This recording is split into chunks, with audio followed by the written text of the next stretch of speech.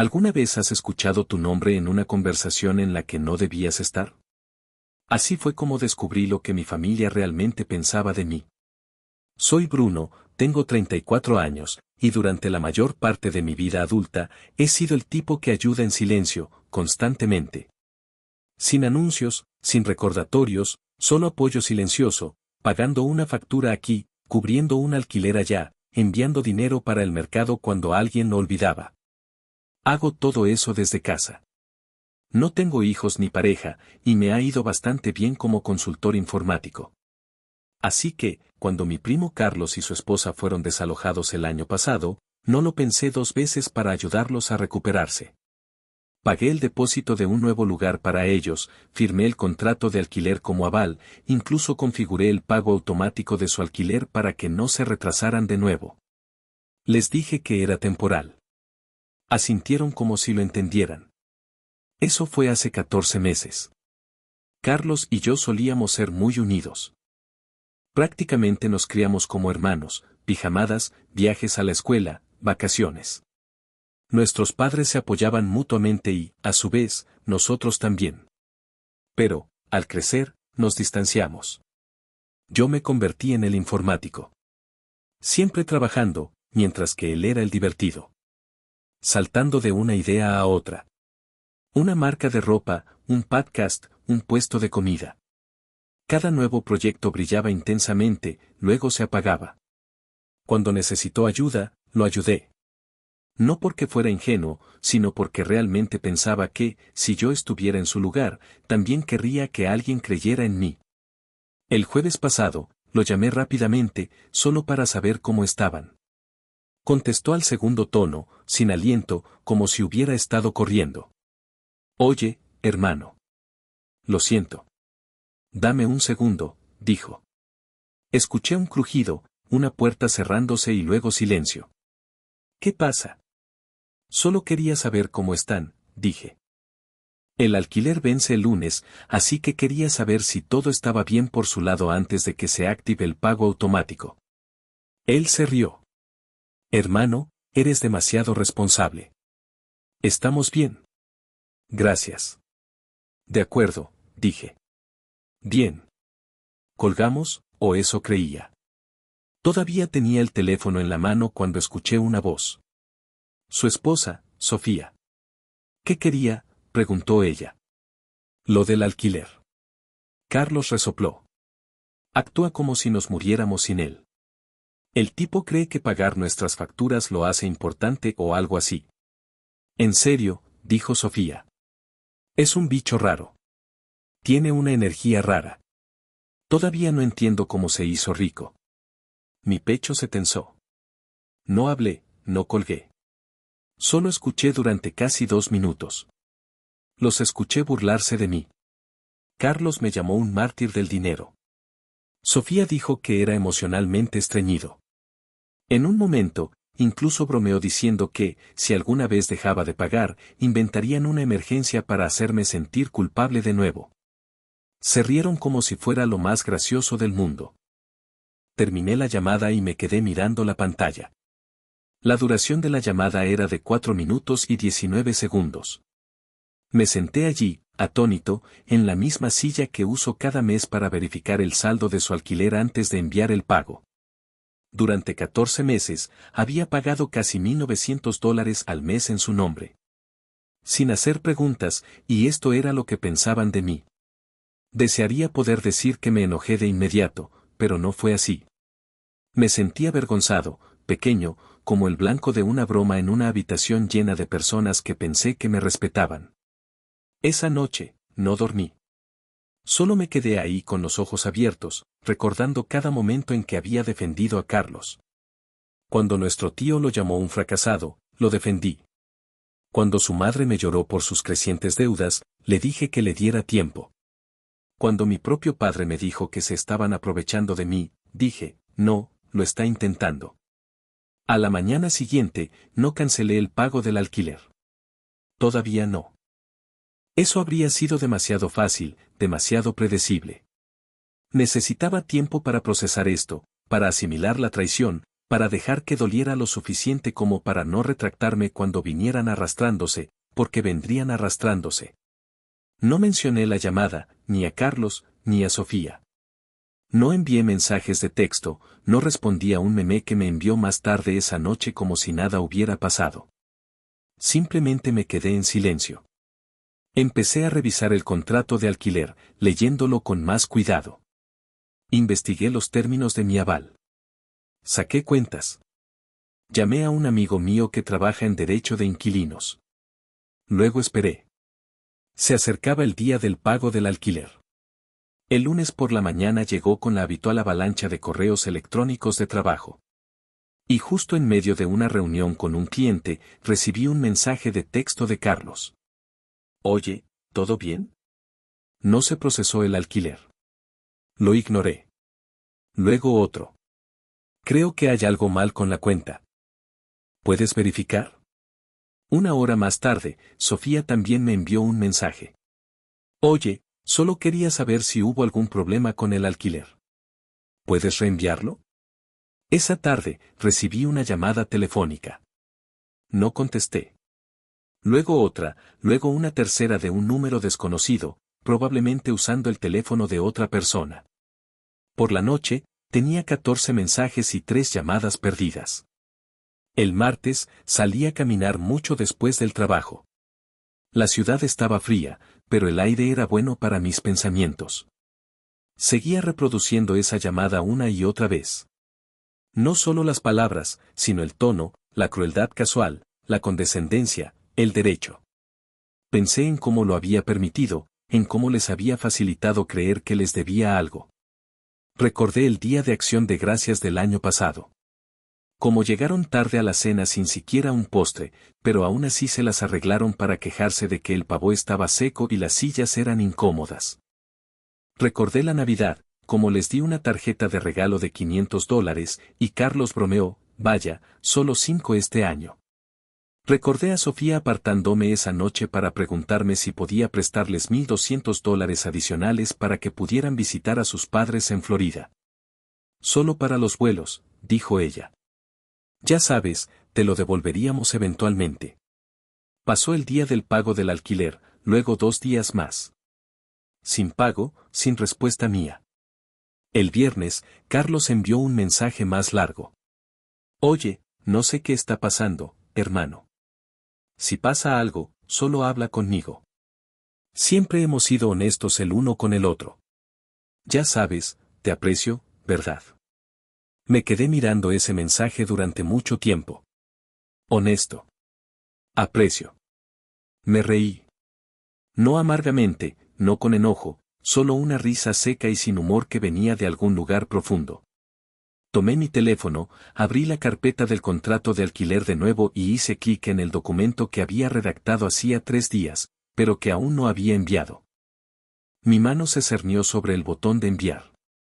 Todavía no, me dije. No hasta que duela un poco más. Todavía estaba esperando el lunes, porque el lunes no era un día cualquiera. Era el día de la renovación. Y no sabían que había hecho algunas llamadas telefónicas discretas por mi cuenta. El lunes llegó como un trueno después de un largo silencio. Carlos me envió un mensaje de texto a primera hora de la mañana. Un despreocupado, oye, hermano, ¿podemos hablar por teléfono? Necesito charlar antes de que llegue la renovación, cara con mueca. Punto. El emoji al final se sintió como una bofetada, como si todavía estuviéramos en medio de una broma interna tácita, como si no me hubiera llamado una broma en mi cara sin darse cuenta de que todavía estaba escuchando. No respondí. Luego lo intentó Sofía. Buenos días, Bruno. Solo quería confirmar que todo está bien con el contrato de alquiler. No puedo creer que ya haya pasado un año. ¿Cómo pasa el tiempo? Como si la semana pasada no hubiera sucedido. Esperé hasta la hora del almuerzo. Luego envié un mensaje. Hola, he revisado el contrato de alquiler y he decidido no renovarlo. Estoy retirando mi nombre del acuerdo a partir de hoy. Tendrán que hacer arreglos con el arrendador directamente. Carlos respondió al instante. ¿Qué? Espera, ¿de qué estás hablando? no puedes hacer eso. Hermano, habla en serio. Ya sabes que no podemos ser aprobados sin ti. Hemos hablado de esto. Me quedé mirando el hilo, dejando que cada burbuja apareciera sin responder.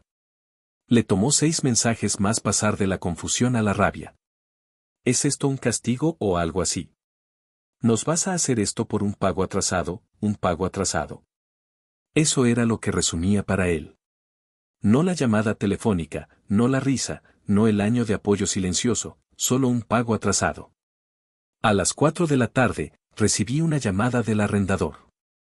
Un hombre educado llamado Craig, con quien solo había hablado una vez cuando firmé el contrato de alquiler como aval. Hola, Bruno, dijo. Carlos me informó que le gustaría ser retirado del contrato de alquiler. Así es. ¿Y no planean renovar? Correcto. Necesitaré algo por escrito.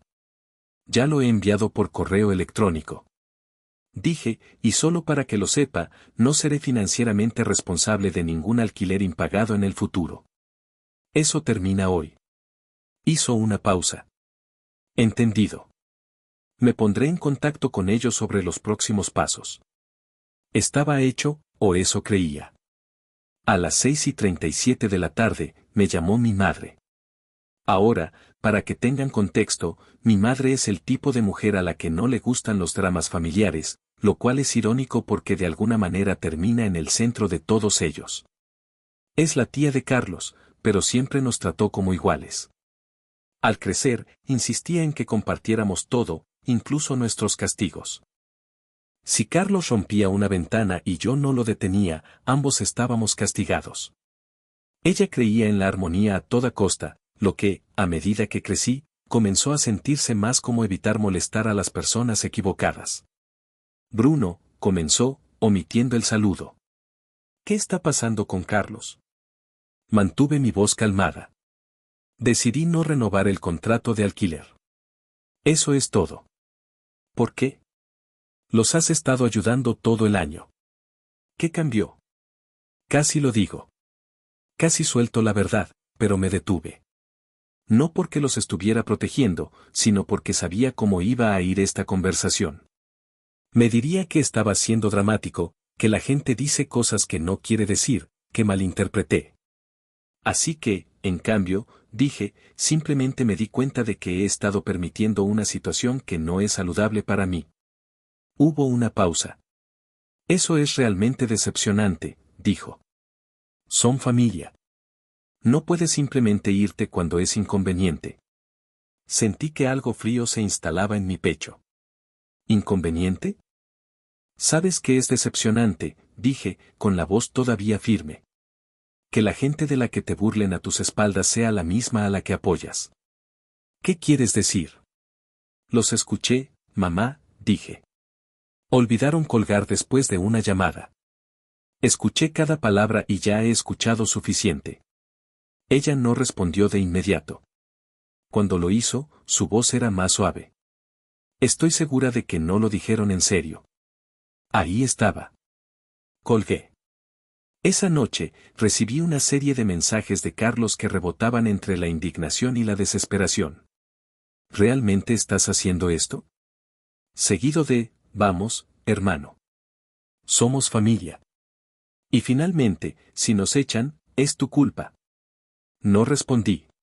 Sofía lo intentó a continuación. Su tono era diferente. Aparentemente calmada. Mira, si esto se trata de algo que dijimos, solo hablemos de ello. Estamos bajo mucho estrés y tal vez dijimos algo tonto, pero sabes, nos preocupamos por ti. Me quedé mirando ese mensaje durante mucho tiempo. No dijeron lo sentimos. No lo asumieron. Solo un vago algo tonto. Podría haber respondido. Podría haberles enviado la transcripción de la llamada. Podría haber dejado que los hechos hablaran por sí solos. Pero me di cuenta de algo más satisfactorio que la confrontación. Silencio. Un silencio limpio y final. Uno que no pudieran manipular. Uno en el que no pudieran hacer sentir culpable a nadie. Bloqueé ambos números esa noche. No quería darles la satisfacción de una explosión final. Quería que se sentaran en la incomodidad de no saber qué haría después. Quería que se preguntaran cada vez que un pago fuera rechazado o una llamada no fuera contestada si estaba escuchando. Porque lo estaba. Durante 14 meses, había escuchado. Había pagado. Había apoyado. ¿Y para qué? Una broma que pensaron que nunca escucharía. La semana siguiente, Craig, el arrendador, me envió un correo electrónico para confirmar que Carlos y Sofía no habían respondido a sus solicitudes de volver a solicitar bajo sus propios nombres. Tenían 10 días para volver a calificar para el contrato de alquiler o desocupar el lugar. Ahí es cuando comenzaron a llegar las llamadas de otros miembros de la familia. Mi tío, mi prima de otra ciudad, incluso mi padre, que normalmente nunca se involucraba. Aparentemente, Carlos había comenzado a contar su propia versión de la historia, que de repente me había puesto en su contra, que estaba siendo cruel, que los había tomado por sorpresa. Omitieron la parte en la que me llamaron una broma. Omitieron la parte en la que se rieron de mi generosidad. Y ahora se estaban quedando sin días y sin excusas. El primer aviso de desalojo llegó a su puerta exactamente 9 días después de que mi nombre fuera retirado oficialmente del contrato de alquiler. Un sobreimpreso discretamente pegado a su puerta por la empresa de administración del edificio. Cuidadosamente doblado y sellado. Aviso de desalojo. Última advertencia. No lo supe por Carlos. Por supuesto. Lo supe por una vecina, Elise, que una vez me había enviado un mensaje directo para agradecerme por ayudar a Carlos cuando él y Sofía se mudaron por primera vez. Ella y yo habíamos intercambiado algunos mensajes en ese entonces, principalmente sobre logística, paquetes, mantenimiento del edificio, etc. Ella me envió un mensaje de la nada ese viernes. Hola, Bruno. No quiero involucrarme, pero Carlos y Sofía recibieron un aviso de desalojo esta mañana. ¿Todo bien? Simplemente respondí, todo se está desarrollando como siempre iba a ser. Elise no insistió. Simplemente reaccionó con un emoji neutral y lo dejó pasar. Ese mismo día, recibí un correo electrónico de Sofía. No un mensaje, un correo electrónico. Asunto, de Sofía. ¿Podemos hablar? Hola, Bruno. Espero que estés bien. Sé que las cosas se han puesto tensas y odio que haya llegado a esto. Si cual sea el malentendido que haya ocurrido, estoy segura de que no fue intencional. Carlos ha estado bajo mucha presión y sé que dice cosas estúpidas a veces cuando está estresado, pero siempre ha sido familia. ¿Podemos reunirnos para tomar un café o algo así y aclarar las cosas? Realmente necesitamos tu ayuda ahora mismo. Ahí estaba de nuevo. Malentendido y el clásico giro, pretendiendo que no lo decían en serio. Que fue un error relacionado con el estrés. Sin reconocimiento de lo que realmente dijeron. Sin disculpas, solo una suave apelación a la simpatía. Un botón de reinicio. No respondí. En cambio, reenvié el correo electrónico a mi contacto legal por si acaso intentaban algo más. No me arriesgaba. Había visto a gente torcer historias rápidamente cuando había dinero involucrado y, si estaban dispuestos a destrozarme en mi cara, bueno, sin que lo supiera, ¿quién sabía lo que gastarían ahora? El lunes, mi madre volvió a llamar 2 veces. Ignoré ambas llamadas. En su tercer intento, finalmente contesté. Necesitaba terminar esta conversación. Simplemente no entiendo lo que estás haciendo, dijo. Sin saludo, sin pausa. No dije nada. Bruno. Este no eres tú, añadió. Tú no guardas rencor. No lo hago, dije. Pero tampoco pretendo que no me insultaron cuando claramente lo hicieron. Estás siendo mezquino. Estoy siendo preciso, dije rotundamente. Tomaron, y luego se burlaron de mí por dar. Eso no es un rencor. Es un límite. Ella suspiró. ¿Qué pasó con la compasión? Compasión, mamá. Les di 14 meses de alquiler. Firmé un contrato de alquiler como aval. Pagué el mercado, los servicios públicos, los viajes en Uber. Eso fue compasión. Lo que estás pidiendo ahora es obediencia. Me estás pidiendo que siga dando sin importar cómo me traten. Se quedó callada por un momento. Te estoy pidiendo que perdones a tu familia. Lo hice, dije. Pero perdonar a alguien no significa que dejes que siga teniendo cautiva tu calificación crediticia. Ahí es cuando terminó la conversación. Colgó sin decir una palabra más. Durante los siguientes días, no recibí nada más que silencio. Sin mensajes, sin llamadas. Era inquietante, como la calma antes de una tormenta. Conocía a Carlos. Sabía cómo funcionaba su cerebro. No era el tipo de persona que se queda quieta y espera las consecuencias. Era el tipo de persona que se agita, que arrastra a otros a su pánico, que hace algo ruidoso, que crea caos y distrae del hecho de que no ha asumido la responsabilidad. Efectivamente, la explosión llegó el viernes por la noche. Estaba de camino a casa desde el gimnasio cuando mi teléfono vibró con una notificación de Twitter, luego otra y otra. Carlos había publicado un hilo, uno público, cuando la ayuda se convierte en control, una advertencia de mi propio primo. Lo contó como una historia triste, dijo que había aceptado humildemente la ayuda de un miembro de la familia, pero que yo había usado el dinero para manipularlo y humillarlo. Afirmó que esperé el peor momento posible para retirarme del contrato de alquiler, arriesgando la falta de vivienda para una joven pareja que intentaba reconstruir su vida. Lo planteó como si lo estuviera castigando por establecer límites. Leí todo el hilo 3 veces. Mi estómago se tensó, no porque creyera que alguien se lo creería, sino por lo estratégico que era. Usó la cantidad justa de frases vagas, la cantidad justa de autodesprecio para parecer simpático. Y lo peor de todo es que no me nombró, lo que significaba que no podía defenderme sin nombrarlo. Y entonces yo parecería el malo. Fue cobarde, calculado y efectivo. Las respuestas llegaron. Vaya, tu primo suena tóxico. Córtalo. No le debes nada. Algunas personas convierten la generosidad en un arma. Es abuso. Abuso. Esa palabra golpeó más fuerte de lo que esperaba. No respondí públicamente. No necesitaba hacerlo, pero tomé capturas de pantalla. Cada línea, cada mentira. Lo añadí a la creciente carpeta que titulé Carlos, por si acaso. Porque aquí está la cuestión de las personas como Carlos. Creen que una historia dramática los protegerá de la realidad. Creen que la simpatía pública es más fuerte que la responsabilidad legal. El hilo de Twitter se volvió semiviral. No viral en el sentido de millones de visitas, pero lo suficiente como para que Carlos recibiera el pequeño golpe de dopamina que claramente ansiaba.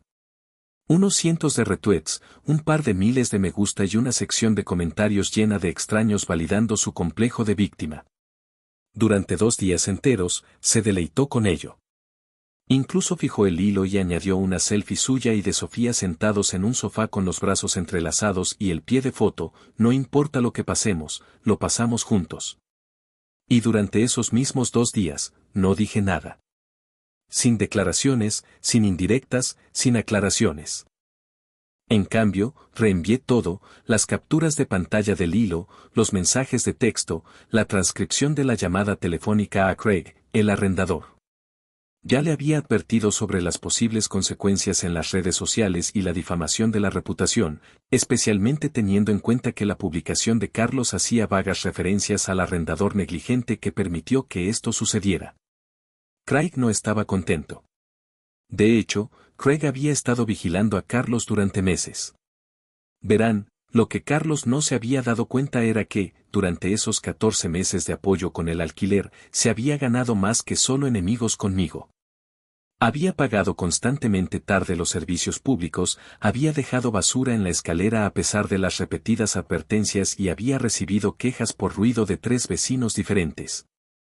Se deslizó por su contrato de alquiler porque yo era la red de seguridad, el que limpiaba entre bastidores, el que pedía disculpas a altas horas de la noche al personal del edificio en su nombre, el que ofrecía pagos adicionales para compensar su irresponsabilidad. Sin mí, no había amortiguador. El arrendador actuó rápido. A las 48 horas del hilo de Carlos, emitió un aviso formal de incumplimiento del contrato de alquiler, citando tanto la difamación pública como las violaciones existentes.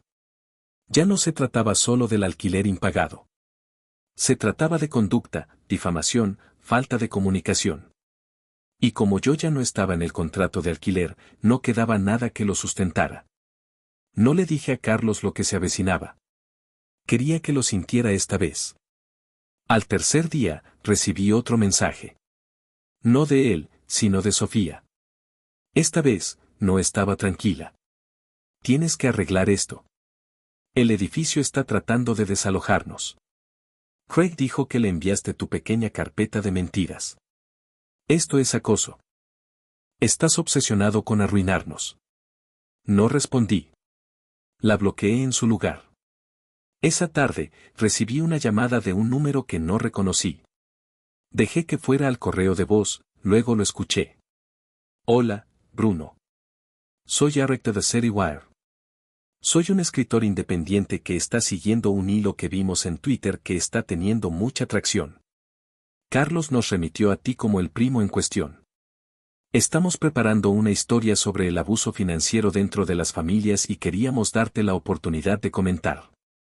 Puse en pausa el correo de voz. ¿El qué? Reproduje el resto. Si quieres compartir tu versión, haznoslo saber. De lo contrario, la pieza debería publicarse el viernes por la mañana. Gracias. Iba a llevarlo a los medios de comunicación. En ese momento, tenía dos opciones.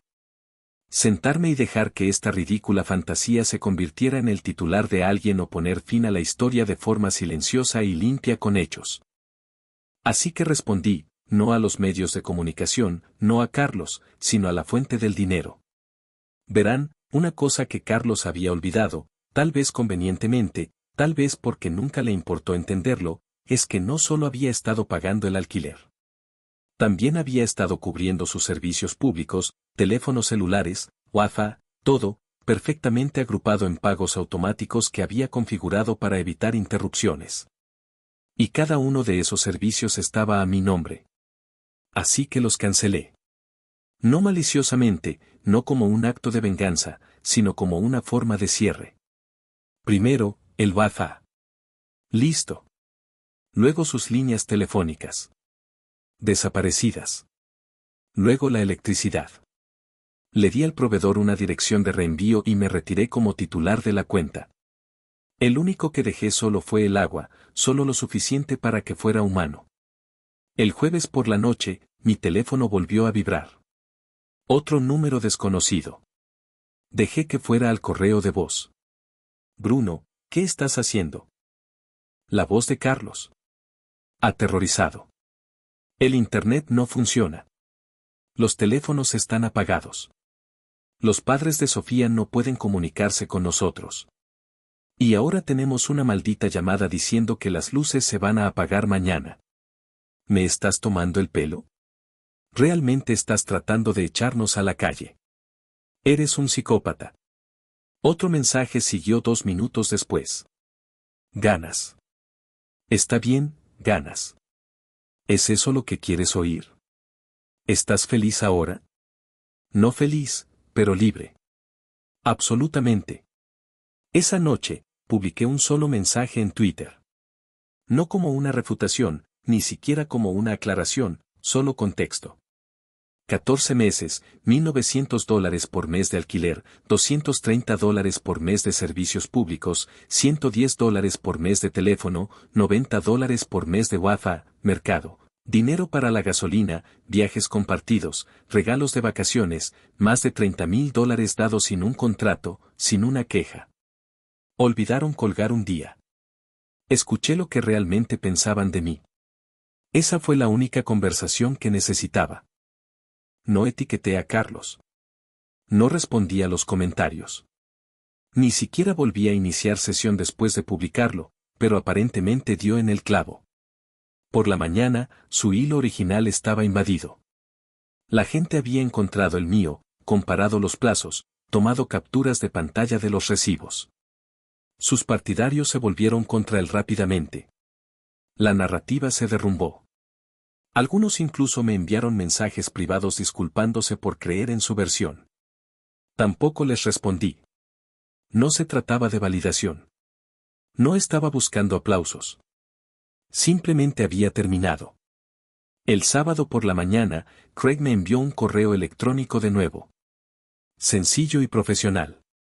Los inquilinos desocuparon el lugar de la noche a la mañana. Dejaron un desastre.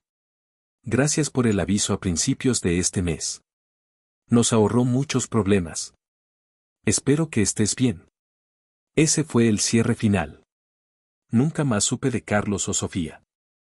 Asumo que se mudaron con una de sus hermanas o amigas o tal vez de vuelta con los padres de Sofía, de los que una vez se burlaron por ser demasiado chapados a la antigua.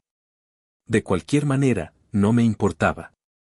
En las semanas siguientes, el silencio en mi vida se sintió desconocido al principio. No más mensajes de texto pasivo-agresivos, no más favores forzados por la culpa, no más llamadas a altas horas de la noche sobre reparaciones de automóviles de emergencia o facturas médicas repentinas, solo paz. Una noche, un mes después, estaba sentado en mi escritorio haciendo los impuestos y me di cuenta de que no tenerlos en mi vida me había ahorrado casi $3,000 solo ese mes. Me reí, no amargamente, solo libremente. Me invité a cenar esa noche. Me senté junto a la ventana de un pequeño lugar de barbacoa coreana que me gustaba, pedí comida para dos y no me sentí culpable. No me expliqué. No sentí que le debía nada a nadie.